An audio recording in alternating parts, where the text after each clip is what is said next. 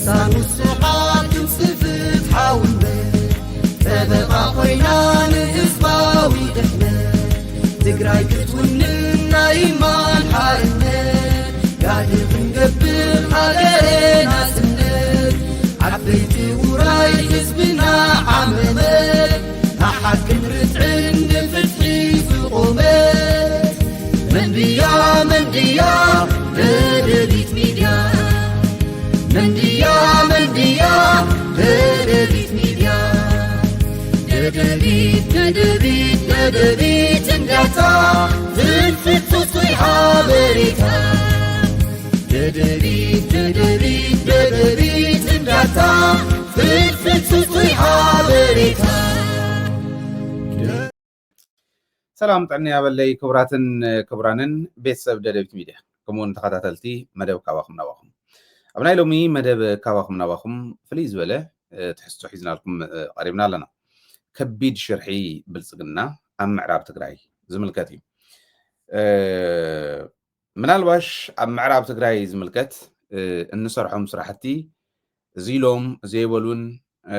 نابزو خدو نابزو وصو حزبنا نابزو خمزي عينت كونتات الله كم معراب تقراي تفنق حزبنا ون أو كمزي عينت كونتات الله زبل طرحيني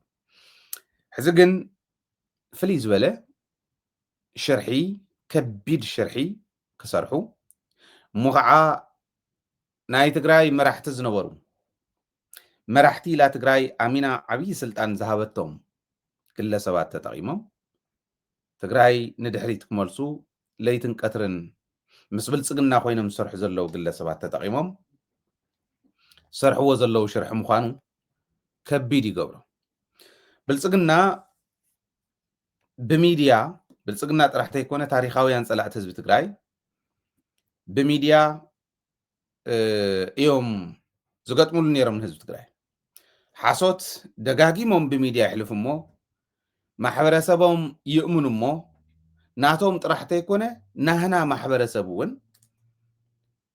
እእሚኖም ለዊጦም ንገሊኡ ጠራጢሮም ክፍተት ፈጢሮም ትግራይ እናፍረሱ ትግራይ እናወልዕዮም መፅዮም ሎሚ ግን ዓመይ ኮነን ሎሚ ደደቢት ትበሃል ሚድያ ኣላ ሎሚ ካልኦት ሚድያታት ትግራይ ኣለዋ ብቴሌቪዥን ኣትያ ንዕኦምን نهزبنا بدن بجرا نجارات التبره أمر تعد راح تمركوس ميديا لاتنا هزبنا دمس زي بلو كترفا يغلن هزبنا دمس تعفينو مستم عفن تخص لي يغلن تعميز قرب حزز أقرب لكم لما عند أقرب لكم نعمل علم زلة تقرينيا سمع كله زي أقربوا بمحرنيا ون كنا قرب عينات صباح نعمل علم زلة أمحرنيا سمع تقربوا بإنجليزية ون دحر صباح خنا قرب عينا نعمل علم زلو إنجليزية سمع تقربوا بعربية ون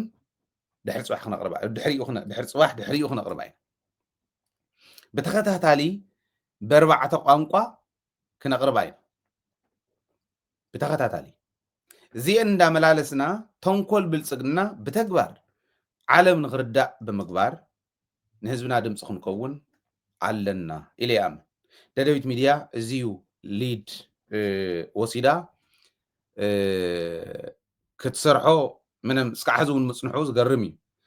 أنا تصبز نوركو حالفتي ناي معراب تقرايون مسيوم شرس لزلو ساتمون مسيوم كبريو خالي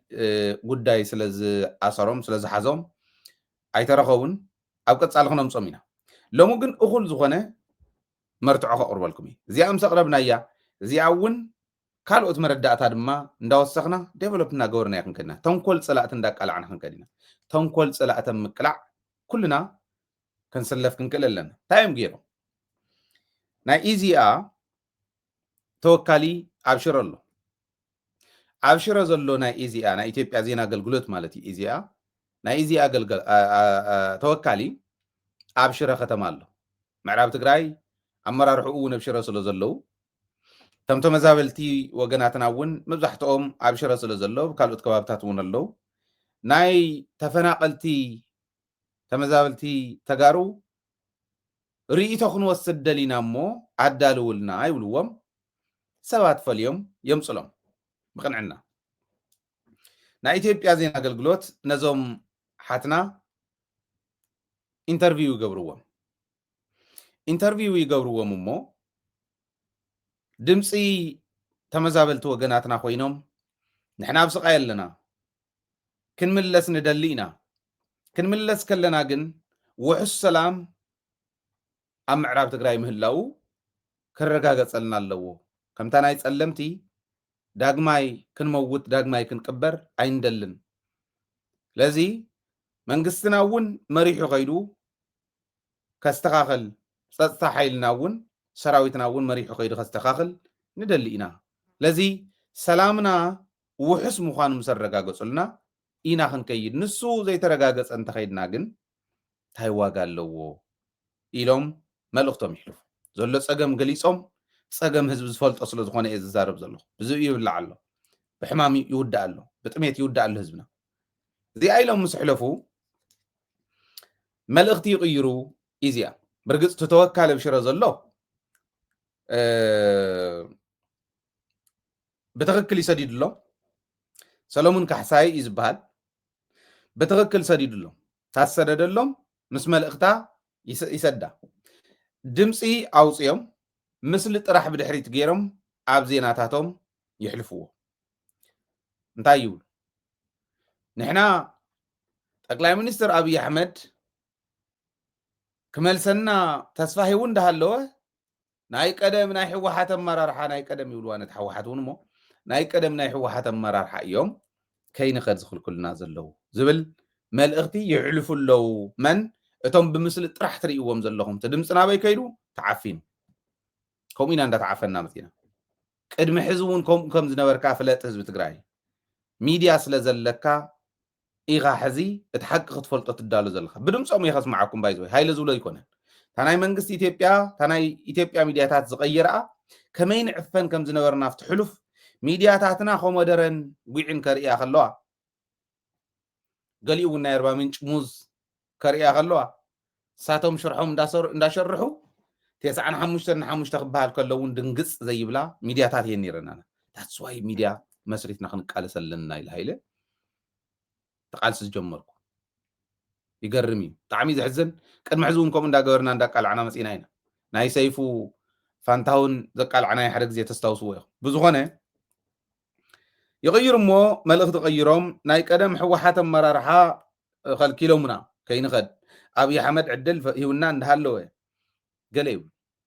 ክጅምር ከሎ ናይ ሚድያ ሕጊ ዘይፈልጡ ናይ ሚድያ ሕጊ ተሓላሊፎም ብተሓያል ኣብ ልዕሊ ህዝቢ ትግራይ ዘለዎም ፅልኢ ጥራሕ ለኪዖም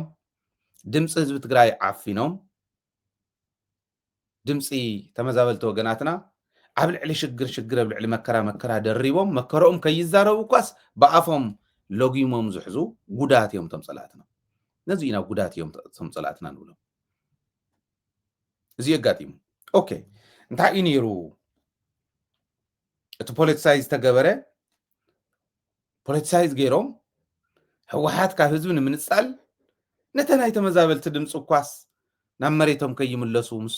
ሰራዊቶምን ምስ መንግስቶምን ነዚኣ ንምዕፋን ነገራት ፖለቲሳይዝ ክገብሩ ክምክሩ ድምፂ ህዝቢ ክዕፍኑ ምምኳሮም ኣብዚኣ ኮይናስ ሞቓዕ በዓለ ደቢት እንዳሃለዋ ናበይ ክተምልጡ ከም ዝበሃል ዘየለ ተመልከቱ ላይ እታ ዜና ተለጠፈት እዚኣ እያ እዚኣ ትርእይዋ ዘለኹም እታ ተለጠፈት ዜና እያ ብፅሑፍ ኣብዚኣ ኣላትኩም ክተንብብዋ ኢኹም ብፅሑፍ ጥራሕ ተይኮነ ብምስሎም እንዳርኣዩ ናይቶም ቃለ መሕተት ዝገበሩ ምስሎም እንዳርኣዩ ዘረብኦም ድምፆም ግን ዓፊኖም ብምስሊ እውን ሕሊፎም እዮም ቴሌቪዥን እዚኣ ከዓ ብፅሕፍቲ እያ ከንብበልኩም እየ የፌዴራል መንግስት ወደ ቀያችን እንድንመለስ ተደጋጋሚ ጥረት ቢያደርግም የቀድሞ ህወሓት እንቅፋት ሆኖብናል ያትብል ህወሓት እውን የቀድሞ ይተባሂሉ ከምኡ ገይሮም ብሽም ስለተዛረብዎ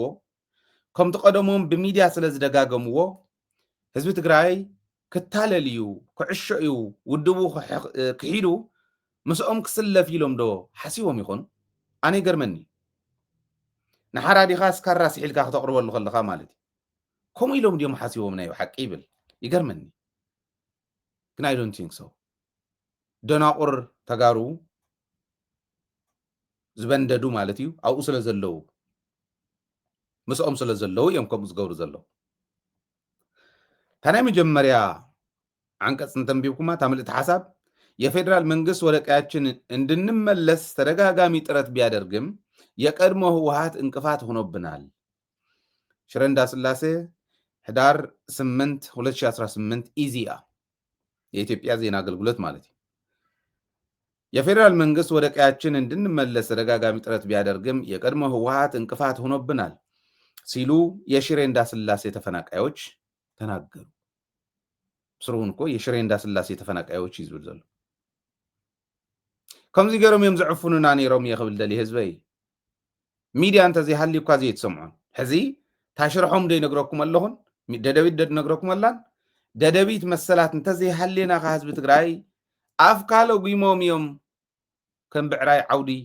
ለጉሞም ኳ እዮም ክበልዑ ለጉሞም ኳ እዮም ክዛረቡ ልክዕ ከምቲ ደቂቀ እስጢፋኖስ ዝገብርዎም ዝነበሩ ናይቲ ግዜ ንሱ ዓፈና ሕሰብዎ ተዛረቡ ይብልዎም ከይዛረቡ ግን መልሓሶም ቆሪፆም ከይዛረቡ ግን معقورتهم سكعزي قديدهم عينهم قلقيلهم كنفرهم قريصهم بزي كنفر بزي ملحس انتاي كتزار كم امالت يا زيا دمص عفينهم كم زغيرهم مخعا يشر እንዳስላሴ ተፈናቃዮች ይብል በዚህ ጉዳይ ላይ ቀደም ብለው ማብራሪያ የሰጡት የትግራይ ክልል የቀድሞ ጊዜያዊ አስተዳደር ፕሬዝዳንት አቶ ጌታቸው ረዳ ተፈናቃዮች ወደ ቀያቸው እንዳይመለሱ በክልሉ መጠቀሚያ ያደረጉ ያሉ አካላት መኖራቸውን መግለጻቸው ይታወሳል። ካይወልት ሚዲያ ነጌታቸው ሰብረኺዎም ጌታቸው ገሊጽ ያ ነይሮም ይውል ማንም ዓዛፊ ሸያጥ ህዝቡ ዝተዛረቦ ያሐቅ ኮይኑ ናይቱ ሐቀኛ ህዝቢ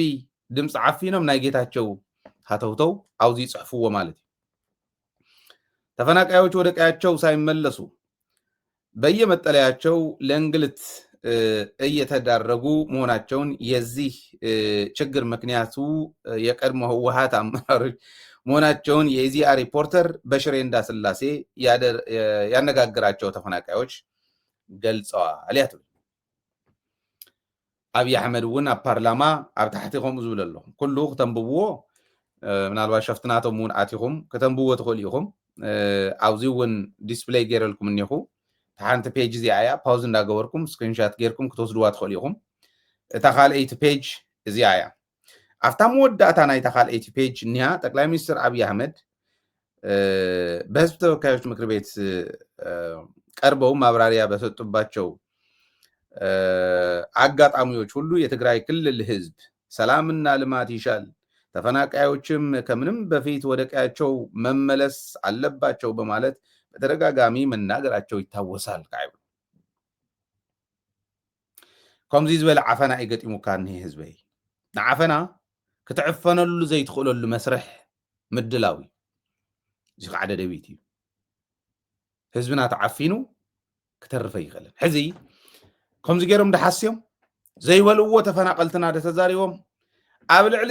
ጭንቀት ወሲኾምሎም ነቶም ኢንተርቪው ተገበሩ ኣብ ልዕሊ ጭንቀቶምስ ጭንቀት ወሲኾምሎም ወኸሙ ዲኹም ኢልኩም ዝብል ዝሓትት ኣይሰኣንን እያ ከምኡ ግን ኣይኮኑን ኢሎም ተንዝበልዎን ፅምም ኢልኩም ክትሰምዕዎን ብድምፂ ካቕርበልኩም እዩ ኣብኣ እናሃለወት ግን ተንባብውን ኣንብብዎን ኢኹም ተቐዳመይቲ ሕሊፈ ኣለኹ ተኻልአይቲ ኣብዚኣ እኒያ ስክሪንሻት ጌርኩም ውን መሓዝ ትኽእሉ ኢኹም ንህዝብና ድምፂ እንተዘይኮይንና ሕዚ ኣብ ተፈናቀልቲ ኣብ ተመዛበልቲ ወገናትና እኳ ሓድነት እንተዘይሃሊና ክምለሱ ከለውስ ውሕስ ሰላም ክህልዎም ይግባእ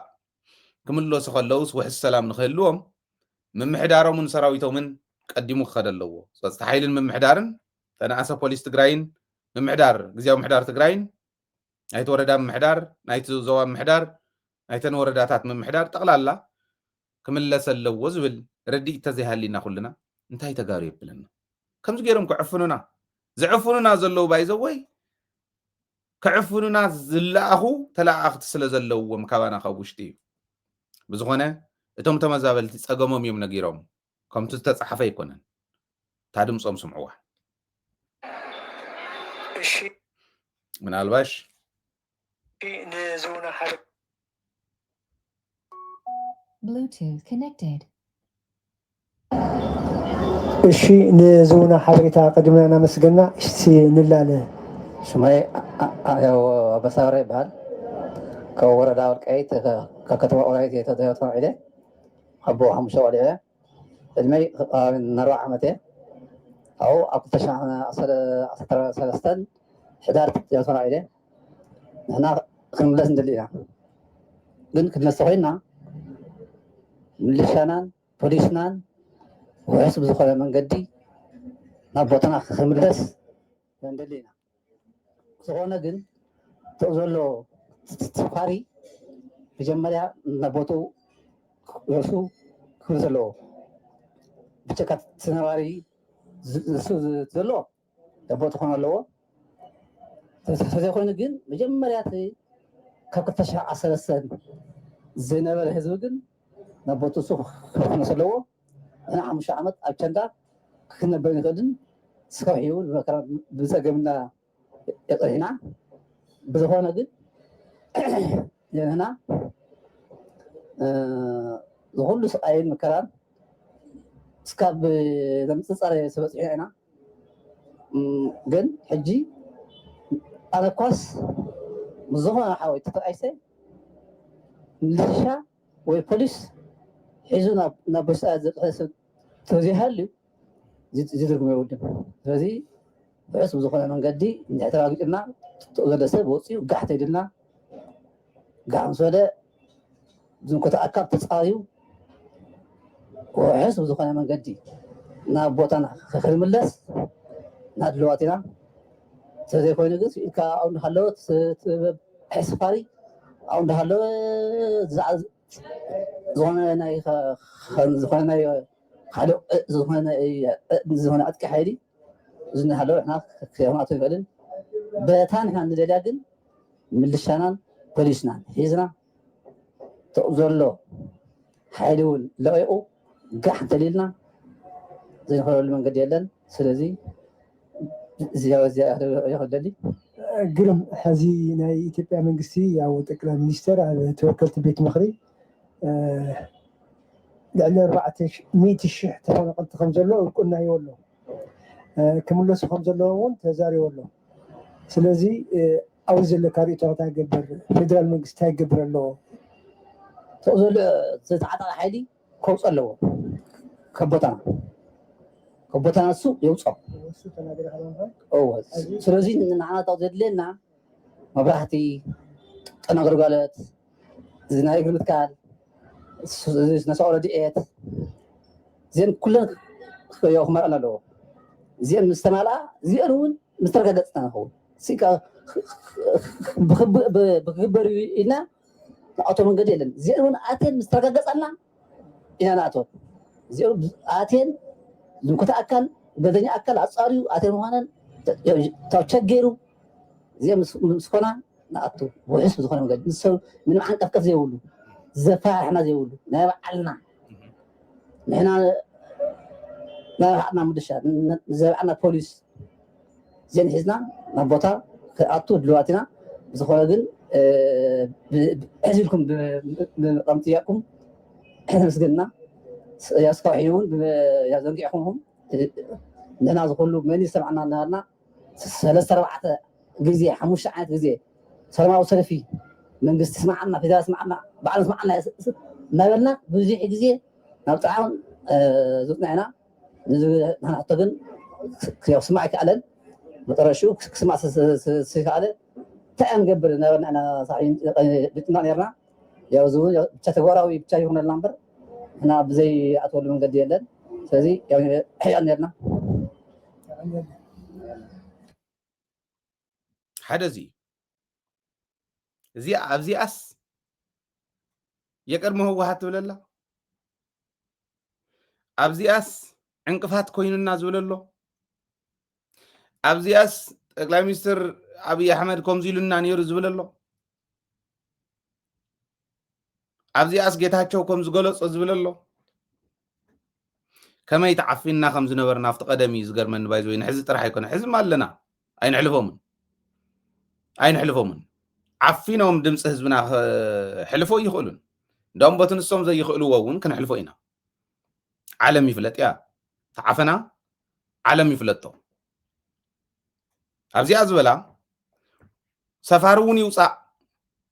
ዕጡቕ ሓይሊ እውን ይውፃእ ምስለንየ እውን ይውፃእ ጋሕ ትበለልና ኢሉ ቃል ብቃል ድሕሪ ምልሻናን ፖሊስናን ሒዝና መምሕዳርና መንግስትና ሒዝና ንኣቱ ኩሉ ነገር ኣስተኻኺሉ መንግስትና ይወስደና እዮም ኢሎም እዚኣ እያ ነይራ ነዚኣዮም ጠውዮም የቀድሞ ህወሓት ዕንቅፋት ኮይንና ኢሎም ዘይረዲኢኹም ተህወሓት ካብ ህዝቢ ትግራይ ካብ ርእሲ ህዝቢ ትግራይ ካብ ሕልና ህዝቢ ትግራይ ፈንቂሎም ከውፅዎ ይኽእሉን ሞር ደጋፊ እንዳፍረይሉ ክኸዱ እንተዘይኮይኖም ከምኡ ገይሮም ክፍንቅልዎ ይኽእሉ ህዝብና ግን ዋጋ ከኽፍሉ ይኸዱ ኣለዉ እዚ ሕዚ ዝሰማዕኹሞ ጥራሕ ተይኮነ ንቐፅል እሺ ንዝባና ሓበሬታ ቀዲምና እናመስገና እሽቲ ንላለ ካበይን መፅአን እሺ ያኔለይ ስመይ ልዕልቲ ሓጎስ ይበሃል ካብ ከተማ ንጉስ ወረዳ ፀገዴ ተፈናቒለ መፅአ ግርም ንሰን ከም ተፈናቃሊት ያው ኣብ ከተማ ሽረ ማዕስከር አይዲፒ እናረኸብና ዘለና እሞ ሕዚ ፌደራል መንግስቲ ተመዛበልቲ ለቦቶም ክምለሱ ኣለዎም ዝብል ምንቅስቃስ ጀሚሩ ኣሎ ብዛዕባ እዚ ምዋሉ እውን እውቅና እውን ህቡ እዩ ልዕሊ 400,000 ተመዛበልቲ ከም ዘለዎም ተዛሪቡ እዩ መጀመርታ ኣብዚ ዘለዎም ርእቶ መንግስቲ ፌደራል እዚ ምዋሉ እንታይ ርእቶ እሺ ፅቡቅ ያው ካብ ዝፈናቐል ኣነ 5 ዓመት ኢና ጌርና ኔና ያው ልዕሊ 5 ዓመት ገይረ ኣለኹ ክልተ ቆልዑት ከዓ ኣለውኒ ሕጂ ምዋሉ ፅቡቅ እዩ ያው ንሕና እውን ዓድና ክንምለስ እንደሊ ኢና ተኾነ ግን ዘንጊዑ እዩ ብጣዕሚ ዘንጊዑ ከም ዜጋ እውን ኣይተረኣናን ብዙሕ 5 ዓመት ሙሉእ ኣብ ኬንዳ ምሕላፍ ማለት ከቢድ እዩ ብጣዕሚ እናስ ሕጂ እውን ተለይሉ ተግባራዊ ክኾን ኢና እንደሊ ተለይልና ንሕና እውን ዓድና ተመሊስና ብደንቢ ክንሰርሕ ኢና እንደሊ ማለት እዩ ግርም እዚ ናብ ቦታኹም ክትምለሱ ለዓድኹም ክትምለሱ ፌደራል መንግስቲ ክገብሮም ዝግብኦም ቶም ቅድመ ኩነታት እንታይ እዮም ያው ሓደ ውሕስና ውሕስ ዝኾነ ብሰላማዊ መንገድን ውሕስናና ተሓልዩ ክንከድ እንደሊ ሕጂ ታዩ ተደጋጋሚ ሰሚዕና ግን ተግባር የለን ያው ስኢልካ ክትምለሱ እዮም ይባል እስካብ ሕዚ ዘሎ ተፈናቐላይ ፀጊምዎ እዩ ዘሎ ሕዚ ተስፋ ቆሪፁ እዩ ሕጂ ምስቲ ኩነታት እውን ምስቲ ናይ ዓዲ ኩነታት እውን ተረኣዩስ ዳርጋ ናብ ተስፋ ምቑራፅ ይኸይዱ እንድሕር ተተኻኢሉ ግን ውሕስኑ ዝተሓለወ ብሰላማዊ መንገዲ ክንኣቲ ናብ መረበትና ክንምለስ ኢና ንሓስብ ማለት እዩ ያው ካሊእ ከዓ ብደንቢ ኣብኡ ከይድና መትከሊ እግሪ የድልየና እዩ ኣብኡ ከይድካስ ሕዚ ምንም የብልናን ስራሕ የብልና ነውዚ ስኢልና ብእርዳታ ኢና ንናበር ተኾነ ግን መሬት ተዋሂቡና ብሕርሻ መልክዕ ድዩ ብካሊእ ሸቐጣ ሸቐጥ ድዩ ተመቻችልና መትከሊ እግሪ ተዝግበረልና ይብል ማእዝ መዓልቲ ክትምለሱ ኢልኩም ተሓስቡ ንሕና ዳ በቃ ድልዋት ኢና ታይደለና እዚ ተተኻኢሉ ያው እንተሰብ ዝወርሕ እዚ እንተስ ድሕሪ 2 ሰሙን ብቻ ውሑስ መንገዲ ይኹን ንዓና እውን ብዘይጎድእ መልክዑ ደቅና እውን ብኣግባቡ ኣብ መንገዲ ዝፍጠር ኣይፍለጥን ንሱ ኢልና ኢና እምበር ንሕና ድልዋት ኢና ግርም ሕዚ ሰነ ኣብ አይዲፒ እናረኸብና ዘለና እስቲ ዝሓለፈ 5 ዓመት ዘጋጥሙ ነገር እንታይ ያው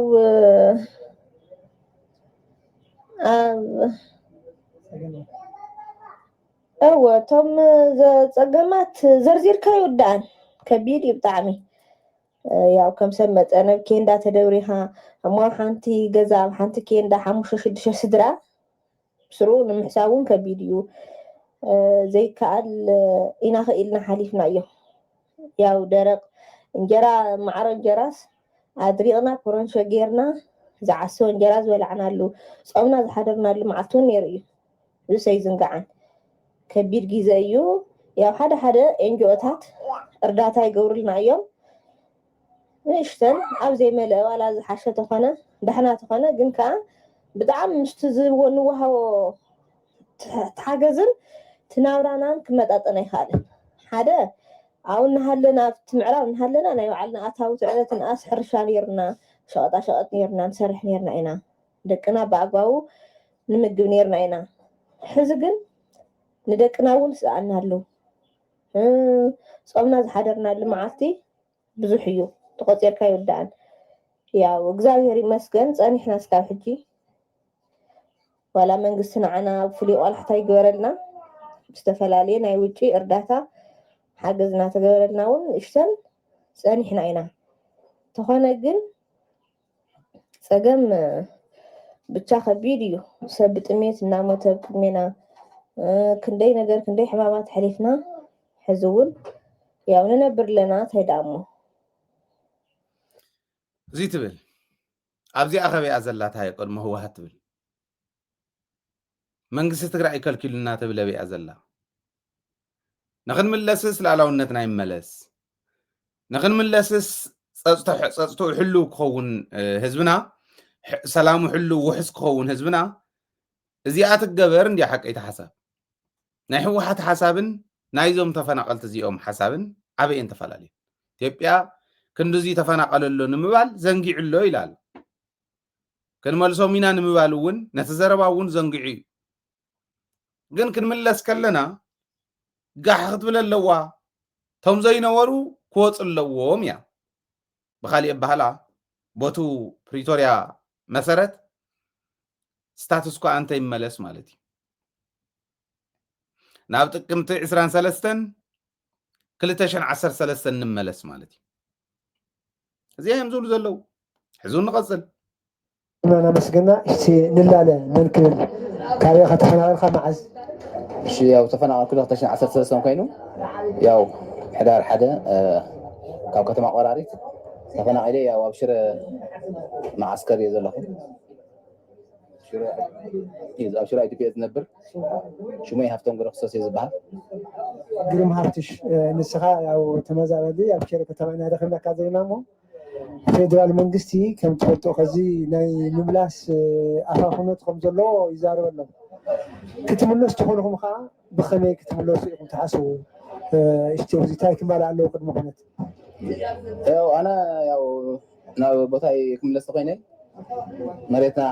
ናብቲ 2013 ዝነበሮ ቅድሚኡ ዝነበረ እና ፀጥታና ሕሉ ኮይኑ سنة سرعات سنة محاضرتنا كنملس منقستي أو بتذكر منقستها اللي بسنة سرعات معنا سمعتها اللي بتلاقي هذي معراب يا حمش عمت مد سيدنا فوقودي السودان فوقودي سدات فوقودي ليبيا فح عيدو سلازي تاي تمتيو منقست ناس أبي أن نبذل لنا كمين أني نابسو منقست هذه نحن بهم أنا بترى طعمي إذا حزن له جو منقست هاليو سيكابيا يا هذه خنس سنة سرعات غيره بس محدانا غير بس استانا غيره نبوتنا أطولنا زعنون نورت نو سنة سرعات غيره قمت كل جيب سنة سرعات جذانا مثلنا بس يلنا نرك سوزي أنا زمان حرف زلنا سو سيكاس سيكا ياو أنا نور كوا ياو أو سبنا رأي نبني رأي ولا كلا قريز أنا خنبر أو سبونا نبرة من يرى بعد نبرة بعد هفتين يرى تحزنا المت أنا هفتون أو زي تراسي لي لو حمد تغيروا هنا زلنا يا رحيب طبعا حمق يا زلنا سوزي خوون تخوين حجي دما زعنوا نبرتنا زعنوا هفتنا سنة ساعات منقص فريو نابوتنا عمل سنة كاري ترف كوسا سبب هزبنا أكو بزوي يبلع زلهم بعراوي تبلع زلهم هذا كهذونا فقولي وخرف احنا رأي نبذله سلازي حجون منقص بس بحق منقص تهالينا أو كرا معتي نقدر نعمل سنة نسمنا احنا الرقب يزدلي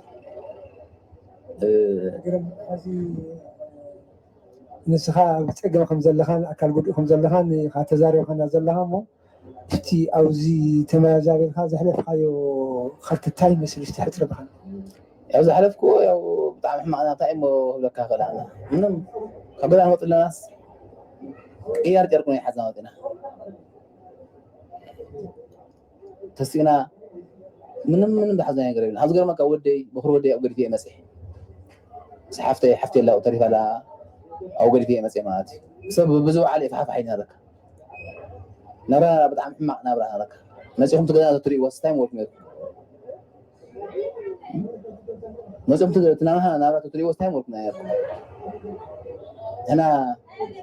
ህዝብን ዕንግል ነበርና ጋሻ ንቕበል ነበርና ሰባት ናረካ ንሕና ዘለና ናብራ መፅኹም ትሪእዎ ናብራ ትሪእዎ ስታይ ሞት እንታይ ንበል ፌደራል መንግስቲ መፅኡስ ሓቂ መንግስቲ ፌደራል መንግስቲ እንድሕን ናይ ትግራይ ህዝቢ ናሃተ እዮም ናይ ምዕራብ ተፈናቀል ሰብስ ናሃተ እዮም ተዘለና ስታይ ንበል ነይሩ እንታይ ሞ ብጣዕሚ ሕማቅ ናብራ ሓልፈለና 5 ዓመት ሙሉእ ብጣዕሚ ሕማቅ ከርፋሕ ናብራ ሓልፈለና ነረካ ስለዚ ሕጂ እውን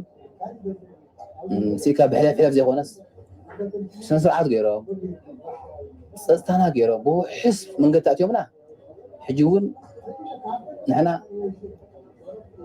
ድልዋት ኢና ክንኸይድ ኣብ ሽግርና ዘለና ዝሰምዕ መንግስቲ ሃልዩ ዝሰምዕ ስርዓት ሃልዩ ኣነስ ኣነ መንግስቲ ዝሃልዩ ያው ኒና ተደብራ ኒና ሲካ ናይ ዓገታቸው ዘረባ ናይ ካልእ ዘረባ ግን ዋጋ የብሉ ስልጣን መናውሒ ይበሃል ስልጣን መናውሒ ኣብኡ ዝሃደቐ ህዝብና ሓተያው እዮም ተሪፎም ረካ ኣሕዋትና እዮም ተሪፎም ኣብዚ ኣለዋ ይበሃል ሕጂ እውን ያው ኣብ ቀረባ መዓልቲ ገዛ ክምለስ ዝደሊ እዚ ሊኣ ክነረካ ዝደሊ ክነረካ እምበር ክንደይ ሓዋትያ ኣብዚ ክንደይ ሰብ እዮም ሃሊቖም ክንደይ ሰብ እዩ ሕዱር ሕማም ዝነበሮም ሃሊቖም እኒአው ብሰንኪ መድሓኒት ምስኣን ብሰንኪ መድሓኒት ዘይምርካብ ብሰንኪ ከርፋሕ ናብራ እንዴት ዝሓልቕ ዘሎ ስለዚ ናሃና ናብራ እዚ እዩ ዘለናየስ መፅኦም ትሪእዎስ እንታይ ሞልኩም ነርኩም ለካ ኣለኹ ንሕና ንነብሮ ዘለና መፅኦም ትሪእዎስ እንታይ ሞልኩም ነይሩ ምፍጣርካ እውን ዘፅልእ ማለት እዩ ከማኻ ሰብ ንዓኻ ክጭክነልካ ከማኻ ሰብ ሕማቕ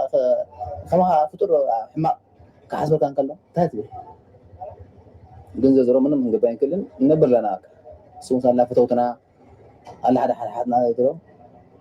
ደሓን ኢና ሕጂ ግን ብዛዕባ እቲ ናይ ምምላስ ግን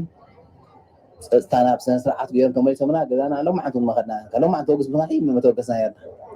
መንግስቲ ሃልዩ ሰማዓይቲ ሃልዩ ኢልካ ዘለኹ ሰብ ዳ ኣበይ እናመን ተራ ይፈልጣ ሰብ ዝብኡ ኮነ ኢና ኣበይ ዓለም ኣበይ ናይ ቱታ ይፈልጥ ነረካ ስለዚ ዝብኡ ዘሎ ዝበሃል ምዕራብ እዩ ምዕራብ ዝብል በልዕ ይፈልጥ ነረ ሰብ በልዕ ይፈልጥ ጭራሽ ሕጂ ግን ሰብ ይበልዕ ኣሎ በቃ ሰብ ናላዕለ ይበልዕ ኣሎ እዚ ዝሓልፎ ኣነ እዚ እዩ ወይ ኣነ የለ እቲ መልእኽቲ እዚ ነይሩ ንምንታይ ዳ እዮም ከምታ ዘንበብኩልኩም ዓንተወይ የቀድሞ ህወሓት አመራሮች የቀድሞ ህወሓት አባላት እንደዚህ ስላደረጉን ነው ክጅምር ከሎ ናይ ቀድሞ ህወሓት ዝበሃል ኣበይ ዘሎ ብስርኸ ቶም ተመዛበልቲ ወገናትና ዘይልዓልዎ ነገር ሓሶት ክሓልፍ ንምንታይ ተደልዩ ንሕጂ ጥራሕ ኣይትርኣዩ ኦኬይ ደደቢት ሚድያ ዝተኻኺላታ ላ የዒስ ኢልካ ጥራሕ ኣይኮነን ቅድሚ ሕዝስ ክንደይ ሓሶት እንዳሓሰቡ ሕብረተሰብ ኢትዮጵያ ማሕበረሰብ ኢትዮጵያ ብሄር ብሄረሰባት እናታለሉ እዮም ናብዚኦም ፅዮሞ ነቲ ጆኖሳይድ ኣምፅዮሞ እንታይ ጎዲሉና ነይሩ ዘይተባህለ ዝበሃለሉ ግዜ እሞ ከዓ ሚድያታት እንዳሃለዋና ኮይ ብድፍረት ኣብቲ ዘይብልና እማ መን ዝከራኸረ ኣለዎ ድላዮም እንዳሰርሑ መፅዮም ሕዚ ግን ምናልባሽ ምስ ወፀ ኣይክሪእዎን ዝኾኑ ኣይክምልስዎን ዝኾኑ ኢሎም ዝሕለፍዎ እዩ ኣብ ከርፋሕ ሂወት ዘሎ ህዝብና መፃወቲኦም ገይሮሞ ናይ ሚድያ መፃወቲ ናይ ጋዜጠኛታት ሓሶት መደስኮር ገይሮሞ ከፍ ኢሎም ከምታ ዝረኣኹማ እዚኣ ኢሉ ምስ ፀጥታና ምስ መንግስትና መራሕትናን ፀጥታ ሓይልና ንሒዝና ኩነታት ህልውናና ውሕስ ኮይኑ ሰላምና ውሕስ ኮይኑ ኣው ዘሎ ሰፋር ምስ ወፀ ኣው ዘሎ ምስለኔ ምስ ወፀ ኣው ዘሎ ዕጡቕ ምስ ወፀ ጥራሕ ኢና ክንምለስ ንኽእል ካብ ወፃእ እንተኮይኑ ግን ንሞት ሞት ንሞት ደኣ ሞት ዘይንሞት እያ ካብ መልእኽቲ ንሳ እያ ነይራ እዚኣ ግን ኣይኮኑ ንሕሊፎም ከምታ ዘንበብኩልኩም ሕና ስኳ ክንከድ እንደሊ ኢና ኣብዪ ኣሕመድ እውን ክኸዱ ኣለዎም ኢሉ ዕድል መሃቦ ፓርላማ ምዝራው ፅቡቅ እዩ ነይሩ ግን ታይሞ ይኹን ሕወሓት እንዳሓሚሶሙና ኢሎም እያ ተዛሪቦም ተመዛበልቲ እዩ ዝብል ዘሎ ተዜናኦም ቶም ተዛረቡ ተመዛበልቲ ተን ባዕለን ተን ሪከርድ ኣብዚኣ እኒዋኹም ንሕና ይኮንናን ሪከርድ ጌርናዮ ተን ኦሪጂናል ሪከርዶም እዚአን ተን ሪከርድ እዚአን ኮይነን እንዳሃለዋ ተን መልእኽቲ እዚአን ኮይነን እንዳሃለዋ ከምዛ ትርእይዋ ዘለኹም ኣብዚኣ ኣይ ዶንት ኖ ምናልባሽ ከምብዎ እንተሃሊኒ ከምብዎ ክእል እየ ሞባይለይ እውን ስለ ዘሎ ከምብዎ ክእል እየ ቀልጠፍ ኢለ ከምብበልኩም ትጉድ ቃለ መሕተት ስለ ዝሰማዕኹሞ እቲ ጉድ ግን ክንደይ ናይ ዝኣክል ትንዕቆቶም ትጭካኒኦም ክንደይ ናይ ዝኣክል ምዃኑ ክትፈልጥዎ እታ ናይ መጀመርያ ፔጅ እዚኣ እያ ከምብበልኩም የፌዴራል መንግስት ወደ ቀያችን እንድንመለስ ተደጋጋሚ ጥረት ቢያደርግም የቀድሞ ህወሓት እንቅፋት ሆኖብናል። ሽረ እንዳስላሴ ህዳር 8 2018 ኢዜአ ይብል ዜና የፌዴራል መንግስት ወደ ቀያችን እንድንመለስ ተደጋጋሚ ጥረት ቢያደርግም የቀድሞ ህወሓት እንቅፋት ሆኖብናል ሲሉ የሽረ እንዳስላሴ ተፈናቃዮች ተናገሩ። በዚሁ ጉዳይ ላይ ቀደም ብለው ማብራሪያ የሰጡት የትግራይ ክልል የቀድሞ ጊዜያዊ አስተዳደር ፕሬዝዳንት አቶ ጌታቸው ረዳ ተፈናቃዮች ወደ ቀያቸው እንዳይመለሱ በክልሉ መጠቀሚያ እያደረጉ ያሉ አካላት መኖራቸውን መግለጻቸው ይታወሳል። ተፈናቃዮች ወደ ቀያቸው ሳይመለሱ በመጠለያዎቹ ለእንግልት እየተዳረጉ መሆኑንና የዚህ ችግር ምክንያቱ የቀድሞ ህወሓት አመራሮች መሆናቸውን የኢዜአ ሪፖርተር በሽሬ እንዳስላሴ ያነጋግራቸው ተፈናቃዮች ገልጸዋል ይብል ከማዲም ገሊጾም ሪኹም ከመይ ገሮም ከም ዝዓፈኑና እየ ዘስማዓኩም ዘለኹ የፌዴራል መንግስት ተፈናቃዮች ወደ ቀያችን እንድንመለስ በተደጋጋሚ ቢገልጽም የቀድሞ የህወሓት አመራሮች እንቅፋት በመሆናቸው እስካሁን ሊሳካ አለመቻሉን አንስተዋል ይብል ፈሻሎ ተፈናቃዮቹ ለዓመታት በመጠለያ ውስጥ ለችግርና እንግልትን እየተዳረግን ቀጥለናል በማለት በምሬት ተናግረዋል። ከ5 ዓመት በፊት ከ5 ልጆቻቸው ጋር ከወልቃይት ተፈናቅለው በሽሬ እንዳስላሴ ከተማ ዓዲ ከንቲባይ በትምህርት ቤት ተጠልለው የሚገኙት አቶ አንበሳ በርሄ የመመለስ ተስፋ ይዘን ለዓመታት ብንጠባበቅም ተግባራዊ ምላሽ አጥተናል ብለዋል። በዚህ ጉዳይ ላይ የፌዴራል መንግስት የጸና አቋም ይዞ እየሰራ መሆኑን ብናውቅም የመመለሱ ጉዳይ በቀድሞው ህወሓት አመራሮች ምክንያት ፈተና ሆኖብናል ብለዋል። አንታ እግዚአብሔር ይሪኢኹም ከም ዝበለ ሓሶት ናይ ሚድያ ኢቲክስ ዝበሃል ንእሽተይ ዘይብሎም ኣብ ልዕሊ ህዝቢ ትግራይ ዘለዎም ፅልኢ ጫፍ ስለ ዝወፆም ጥራሕ ክንዲዚ ዝኣክል ክንዲ ሰማይ ቁራፅ ሰማይ ዝኣክል ሓሶት ዝሕስቡ ይህን የሚያክል ውሸት የሚዋሹ እንዴት አይነት አፈጣጠር የተፈጠሩ ሰዎች መሆናቸው እንደሆኑ እኔ ይገርመኛል። በመሆኑም ይብሉ